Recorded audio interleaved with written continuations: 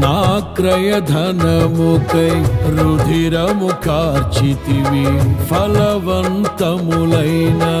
తోటగా మార్చితివి ఫలితము కొరకైన శోధన కలిగినను ప్రతిఫలముగా నాకు ఘనతను నియమించి ఆశ్చర్యకరమైన ఆదరణ కలిగిల్చి అన్ని వేళలయందు